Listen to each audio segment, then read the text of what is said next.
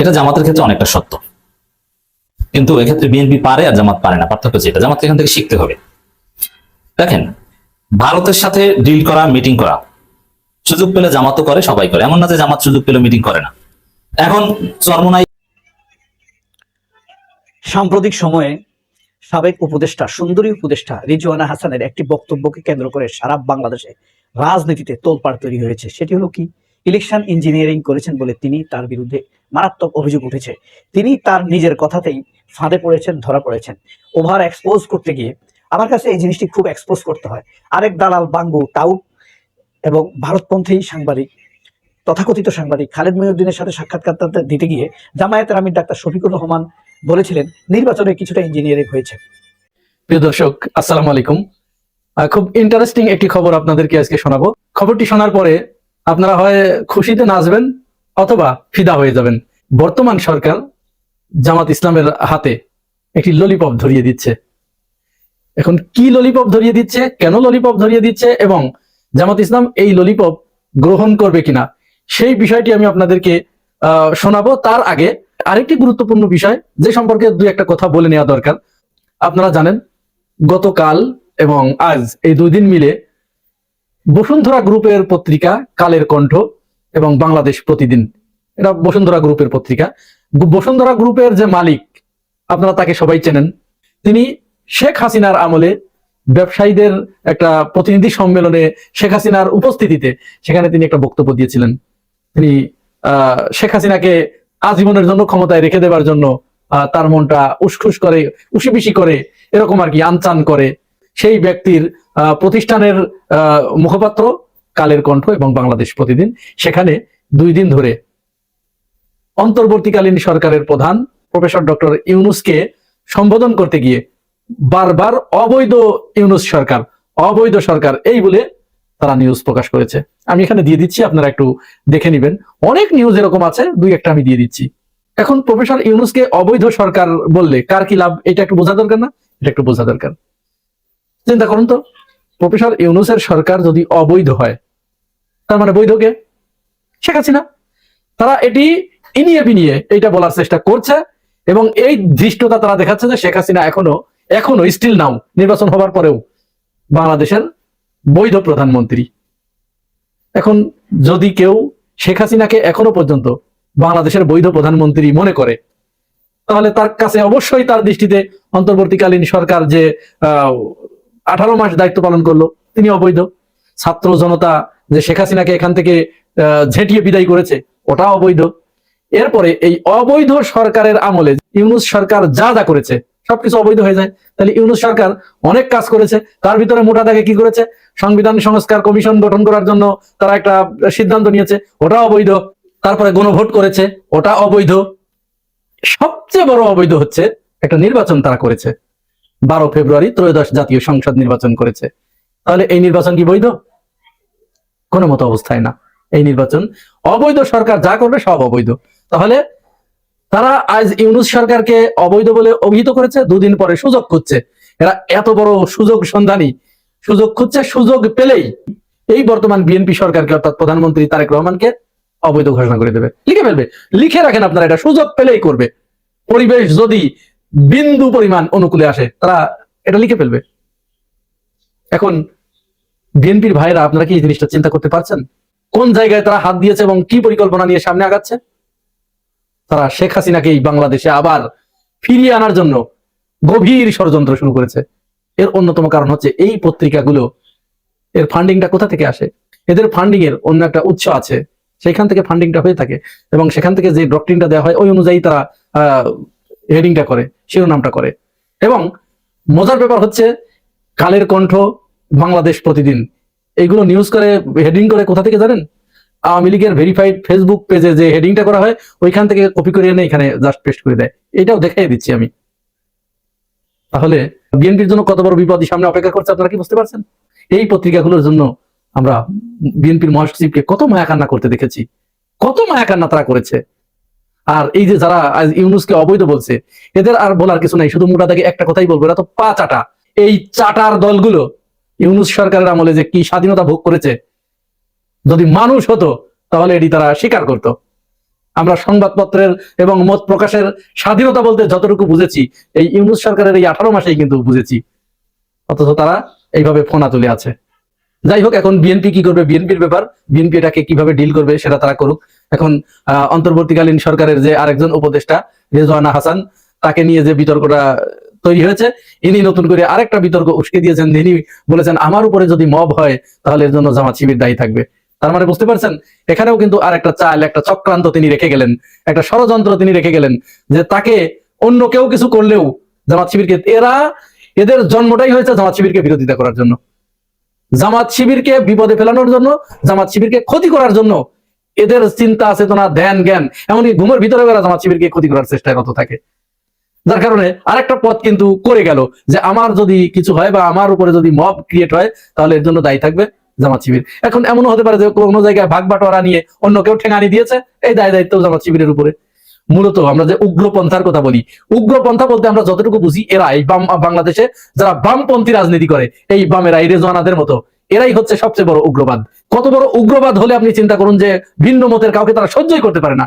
আরে ভাই, জামাত ইসলাম হাজার খারাপ, তাদের দোষের কোনো অভাব নেই, কিন্তু জামাত ইসলাম তার ভিন্ন মতের লোককে এইভাবে কোনোদিন ক্ষমতা থেকে সিটকে ফেলে দিয়েছে, লাথি মেরে ফেলে দিয়েছে?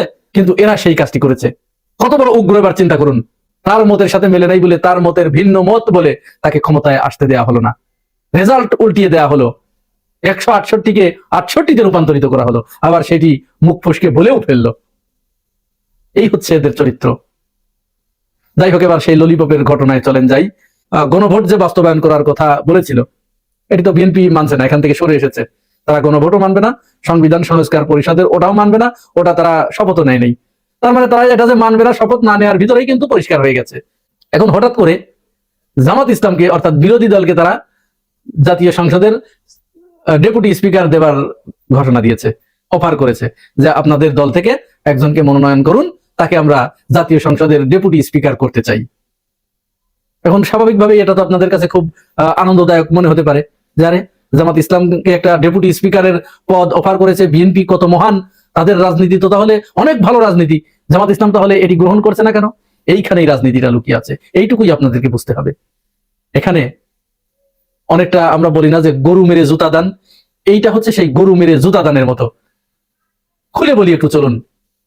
সংবিধান সংস্কার পরিষদের যে কাঠামো এবং সংবিধান যে সংস্কার করতে হবে, এই সংস্কারের ভিতরেই কিন্তু একটা জায়গায় বলা হয়েছে, যে কয়েকটা শর্তের উপরে গণভোট হয়েছে, তার ভিতরে অন্যতম একটা হচ্ছে 2জন স্পিকার থাকবে জাতীয় সংসদে, একজন প্রধান স্পিকার আর একজন হচ্ছে ডেপুটি স্পিকার। এই ডেপুটি স্পিকার পদটা থাকবে অবশ্যই বিরোধী দল থেকে। এটি কোথায় বলা হয়েছে? ওই গণভোটে বলা হয়েছে। তাহলে বিএনপি দেখেন, গণভোট নাকচ করে দিয়েছে, গণভোট তারা মানবে না। গণভোট না মেনে তারা কি করছে, ওই গণভোটের ভিতরে আন্ডারে যে একটা সামান্য একটা অপশন, যে বিরোধী দল থেকে একজন ডেপুটি স্পিকার করা হবে, এইটাকে তারা সামনে নিয়ে আসছে, যে ঠিক আছে এইটুকু মানলে তার অসুবিধা নেই তাদের। এইটা তারা অফার করেছে জামাতকে, যে বিরোধী দল থেকে আপনাদের থেকে একজন ডেপুটি স্পিকারের নাম দেন। এখন উদ্দেশ্য কি? উদ্দেশ্য হচ্ছে, জামাত যদি এই ললিপপটা গ্রহণ করে, যদি চুষতে শুরু করে, ডেপুটি স্পিকারের পদটা যদি নিয়ে নেয়, তাহলে তারা এই যে গণভোটের পক্ষে যে আন্দোলনে নামার চেষ্টা করছে বা ঘোষণা দিয়েছে, এবং সংবিধান সংস্কার পরিষদের জন্য যে শপথ গ্রহণ করছে, এটি তো মাঠে মারা যাবে, এটি আর হবে না। তাদের এই পরিকল্পনায় একেবারে সাইড হেলে দেওয়ার সামিল এটা। তখন বিএনপি প্রচার করবে যে তোমরা তো ডেপুটি স্পিকার নিয়ে নিয়েছো, তাহলে তোমরা আবার আন্দোলন করো কেন, তোমাদের আন্দোলনের কি দরকার, দিয়ে তো দিলাম। অর্থাৎ জামাত ইসলাম বা বিরোধী দল 11 দলীয় জোট যাতে এই সংবিধান সংস্কার পরিষদ এবং গণভোটের পক্ষে মাঠে রাজনীতি না করতে পারে, এইখান থেকে তাদেরকে ফিরিয়ে আনার জন্য, ওইটাকে ভুলিয়ে দেওয়ার জন্য তারা ওইখান থেকে ছোট্ট একটু বিষয়ে বের করে এনে তাদেরকে অফার করেছে যে মেনেই তো নিলাম, আমরা তো ডেপুটি স্পিকার দিয়ে দিলাম, মানে তো মেনে নিলাম। কিন্তু এইটা তো শুধু অনলি একটা ক্লোজ মাত্র, আরো তো সাথে অসংখ্য বিষয়গুলো আছে, 18টা বিষয় সেখানে আছে, সেগুলো তারা মানবে না।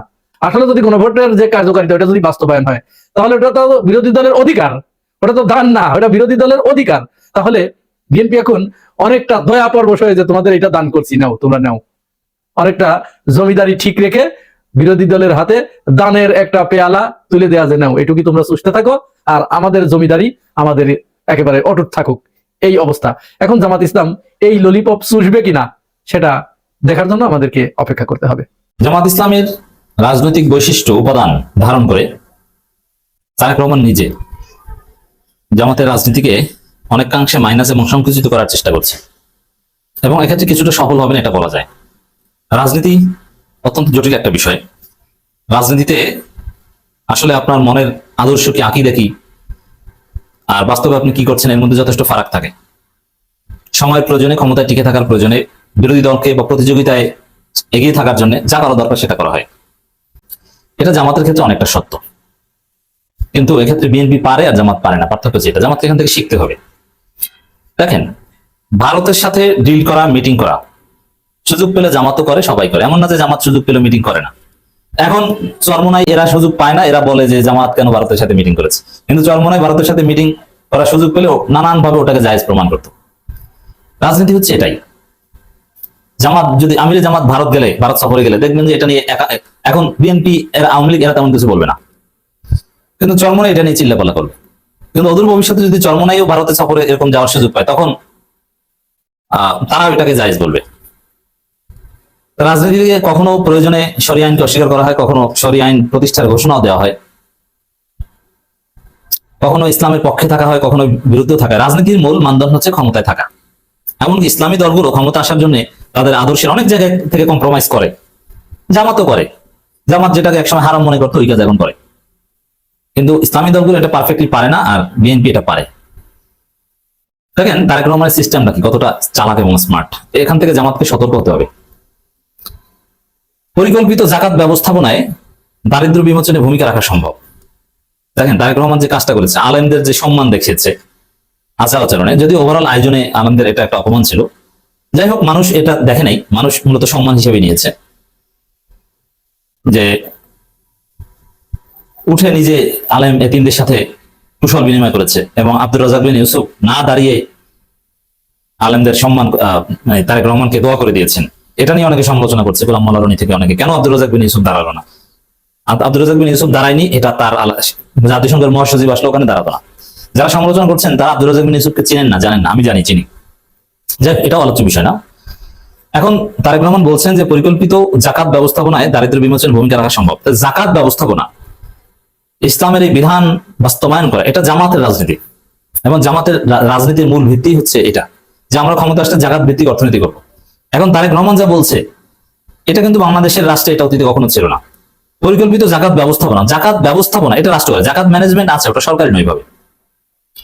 এবং আরো সুন্দর সুন্দর কথা বলেছেন, যেটা জামাতের থিওরি, মানে জামাতের যে থিওরি, যেটা আল্লামা সাইদি বা মতিউর রহমান নিজামীরা বলতেন, যে জাকাত দিবেন, সংগঠনকে দেন বা আমরা কালেক্ট করবো, ওইটাকে দিয়ে আমরা জাস্ট একজন কিছু লুঙ্গি, শাড়ি টাড়ি এগুলো না দিয়ে আমরা যদি একজন ব্যক্তির কর্মসংস্থান করে দিতে পারি, সে নিজেই তো এক পর্যায়ে জাকাত দিতে পারবে। এটা হচ্ছে জাকাতের প্রপার ম্যানেজমেন্ট সিস্টেম। অনেকে আছে জাকাত দেয়, লুঙ্গি দেয়, শাড়ি দেয় জাকাতের, অথবা কিছু টাকা দেয়, খেয়ে ফেলে, বিকালে টাকা পেয়েছে, রাতের মধ্যে জাকাতের টাকা শেষ। এরকম হাজার হাজার মানুষকে না দিয়ে আপনি কিছু মানুষকে একটা কর্মসংস্থান ব্যবস্থা করে দেন, সে স্থায়ীভাবে পরিবার নিয়ে স্বাবলম্বী হোক। অল্প মানুষই করেন, সবার কাছে তো আপনি যেতে পারবেন না। এই যে সিস্টেমটা, এটাকেই বলা হয় পরিকল্পিত জাকাত ম্যানেজমেন্ট। এই থিওরি তারেক রহমান দিয়েছেন আলেমুল আমাদের সামনে। প্রধানমন্ত্রী যখন পরিকল্পিত জাকাত ম্যানেজমেন্টের কথা বলেন, ওটা তো রাষ্ট্রীয়ভাবে কায়েম হয়ে যায়। যেমনটা দেখেন, এটা জামাতের রাজনীতিকে সংগঠিত করবে কিভাবে, যেমন ইসলামী ব্যাংক, এটা অবশ্য সফলতাও, জামাত একদিক থেকে এখানে হ্যাপি হবে।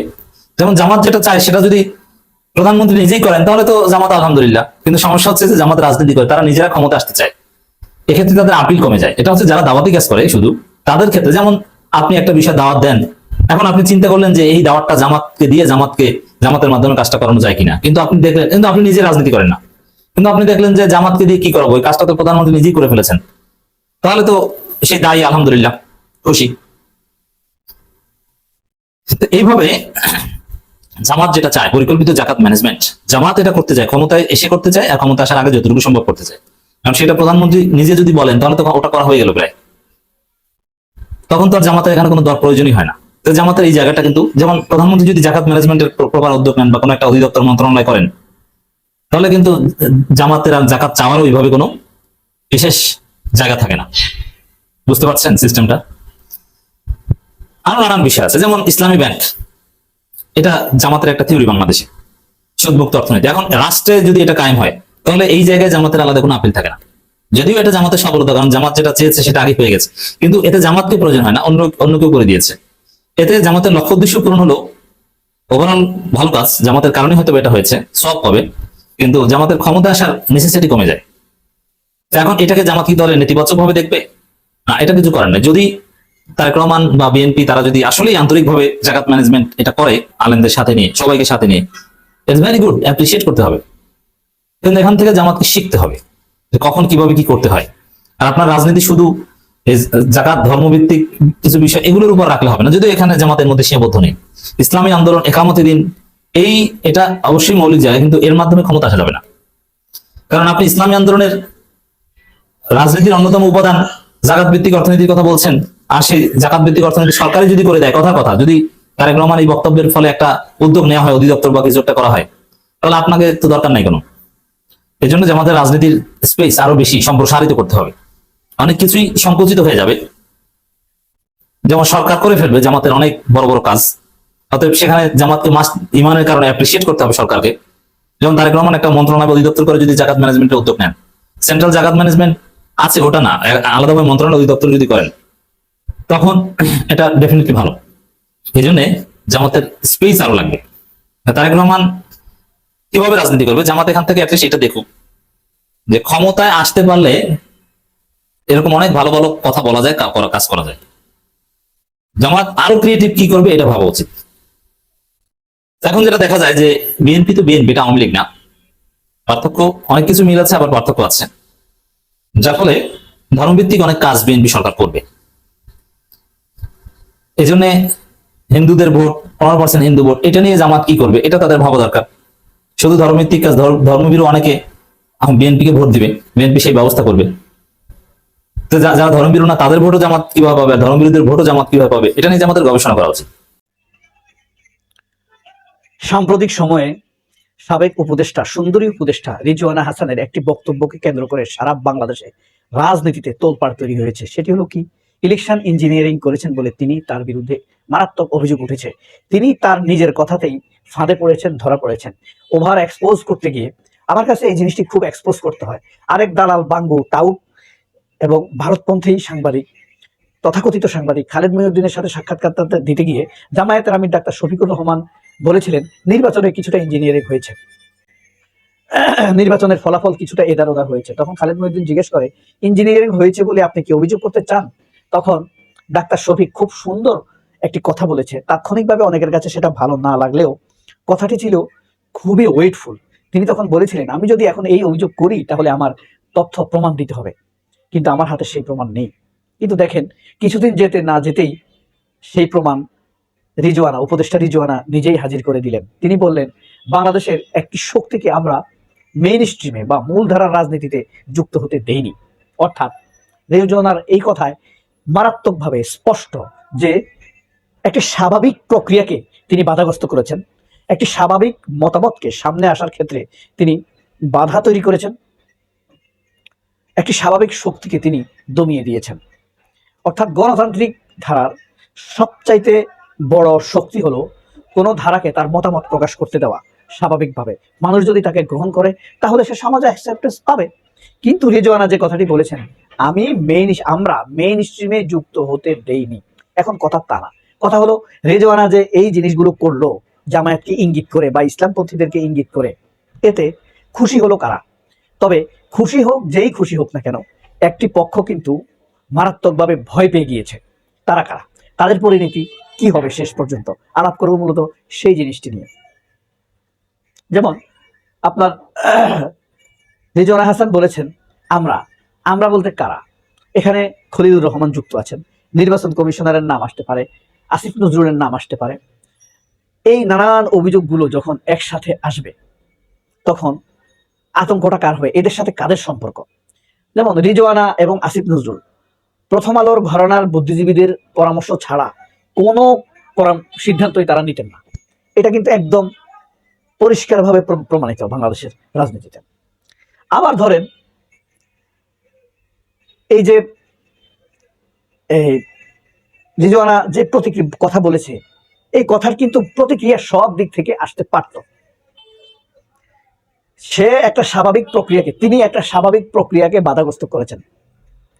অন্তত এই মর্মে বাংলাদেশের সব দিক থেকে এই ব্যাপারে নিন্দা বা প্রতিক্রিয়া আসতে পারত। কিন্তু দেখেন, শুধুমাত্র এনসিপি এবং জামায়াত ব্যতীত আর কেউ এটা নিয়ে প্রতিক্রিয়া দেখায়নি। এর কারণটা কি? এর কারণটা হলো ভয় পেয়ে যাওয়া। এই ভয় যদি প্রথম আলো পর্যন্ত পৌঁছে যায়, মতিউর রহমানদের পর্যন্ত পৌঁছে যায়, সিপিবি, বাসদ, ছাত্র ইউনিয়ন পর্যন্ত পৌঁছে যায় এই প্রতিক্রিয়া, এই ঢেউ যদি সেদিকে লেগে যায়, বিএনপি নিজেরাই আতঙ্কে আছে। স্বাভাবিকভাবে সরকার গঠন করলেও কতদিন ক্ষমতায় থাকতে পারে, সরকার চালানোর ক্যাপাসিটি তাদের আছে কিনা, বাংলাদেশ যেভাবে চলছে, দর্শন, খুন, চাঁদা যেভাবে মুহুর্মুহু চলছে, মিডিয়া টিকবে কিনা, মিডিয়ার উপরে তো মানুষের আস্থা নাই। সেই মিডিয়া কি সঠিক তথ্য আমাদেরকে দিচ্ছে না বা দিবে কিনা ভবিষ্যতে? মিডিয়া কি আবার বাংলাদেশের মানুষের বিক্ষুব্ধের শিকার হবে কিনা, বিক্ষুব্ধ মন মানসিকতার শিকার হবে কিনা, সেই নিয়েও প্রশ্ন রয়েছে। অর্থাৎ মিডিয়াতে ভয় রয়েছে, সুশীল সমাজে ভয় রয়েছে, ব্যবসায়ী সমাজে ভয় রয়েছে। হ্যাঁ, কারণ এই প্রক্রিয়ার সাথে ভারত যুক্ত থাকতে পারে। অর্থাৎ এই শক্তিগুলো মানুষ থেকে বিচ্ছিন্ন হয়ে যাবে। এখন আমাদের মানুষের মাথার ভিতরে একটা জিনিস গেঁথে আছে, সেটা কি? ব্যবসায়ীরা যদি ভালোভাবে ব্যবসা করতে পারে তাহলে দেশ টিকবে। কেন আমরা এটা ভাবি? কারণ বাংলাদেশের সকল পত্র পত্রিকা, মিডিয়াগুলো কিন্তু ব্যবসায়ীদের দ্বারা নিয়ন্ত্রিত বা মালিকানা ব্যবসায়ীদের। তারা মনে করে ব্যবসা ভালো থাকলেই দেশ ভালো থাকবে।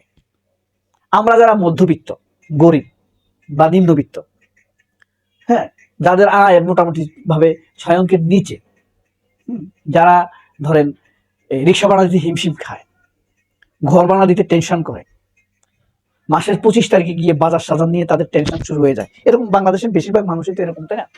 ধরেন একটা মানুষ 50-40 হাজার টাকা বেতন পায়, সে বাসা ভাড়া দিয়ে দিচ্ছে 10,000 টাকা, সে বাজার করতেছে, মুদির বিল 10,000 টাকা, বাচ্চা কাচ্চার খরচ আছে তার 10,000 টাকা, স্ত্রীর খরচ আছে তার 2,000-5,000 টাকা, আছে না? মা বাবার খরচ আছে তার 2,000-5,000 টাকা। সেই লোকটা তো হিমশিম খাচ্ছে। বেশিরভাগ বাংলাদেশের মানুষের ইনকাম কিন্তু একমুখী, মানে ওয়ান ওয়ে ইনকাম। মানুষের যদি 2-3টা ইনকাম থাকে তাহলে কিন্তু মানুষ টেনশন কম করতে পারে। ধরেন চাকরি করলো, চাকরির পাশাপাশি সে একটা অনলাইন বিজনেস করতেছে, হ্যাঁ, পাশাপাশি সে ছোট্ট একটা এগ্রো ফার্ম চালাচ্ছে, অথবা সে পাশাপাশি ধরেন এই রাত্রিবেলা কোনো জায়গায় পার্ট টাইম একটা জব করছে, একটা কনসালটেন্সি করতেছে শুক্র শনিবার। যখন এই বহুমুখী ইনকামটা আপনার থাকবে, তখন আপনার কিন্তু জীবনে কিছুটা রিল্যাক্স চলে আসতে পারে। তবে সবচাইতে উত্তম, মনে রাখবেন, এই পৃথিবীতে বিজনেস কি? এগ্রো। এটা কোনোদিন বন্ধ হবে না ভাই, এটা মানুষের চাহিদা থাকবে, এটা চলবে। তো যাই হোক, যা বলছিলাম, রেজওয়ানার এই ভূমিকায় ব্যবসায়ীরা এক ধরনের ভয়, মিডিয়া এক ধরনের ভয় রয়েছে, বা বড় রাজনৈতিক দল হিসেবে বিএনপি এক ধরনের ভয় রয়েছে। এই কারণে তাদের মধ্যে শক্ত প্রতিক্রিয়া নাই। নয়তো জামাত যখন রেজওয়ানার বিরুদ্ধে প্রতিক্রিয়া দেখিয়েছে, তখন বিএনপি রেজওয়ানার পক্ষে শক্ত অবস্থান নিয়ে রাস্তায় নামতে পারতো। হ্যাঁ, এখন দেখেন, প্রথম আলো, চ্যানেল 1 বা এরা ব্যতীত তাদের পক্ষে, রেজওয়ানার পক্ষে শক্ত অবস্থান নিয়ে আর তেমন কেউ দাঁড়ায় নাই। যদিও চূড়ান্তভাবে, ধারাবাহিকভাবে রেজওয়ানা, ডক্টর ইউনূস বা তত্ত্বাবধায়ক সরকারকে চূড়ান্তভাবে বিতর্কিত করা তাদের মূল টার্গেট। কারণ বিএনপিকে বা ডক্টর ইউনূসের সরকারকে যতটা অবৈধ বানাতে পারবে ন্যারেটিভ দিয়ে, ততই আওয়ামী লীগকে রিলিভেন্ট করা তাদের জন্য সহজ হবে। যারা আওয়ামী লীগকে রিলিভেন্ট করতে চায়, সেখানে রয়েছে আরেক ভয়। তাহলে রেজওয়ানা কোন শাস্তির মুখোমুখি হবেন বলে আপনি মনে করেন? প্রাকৃতিক শাস্তির মুখোমুখি হবে? বাংলাদেশের আইন কি ততটা সূক্ষ্ম যে রেজওয়ানাকে নৈতিক অপরাধের জন্য শাস্তি দিবে? আপনার উত্তর লেখেন কমেন্ট বক্সে। সবাই অনেক ভালো থাকবেন। আল্লাহ হাফেজ। আসসালামু আলাইকুম।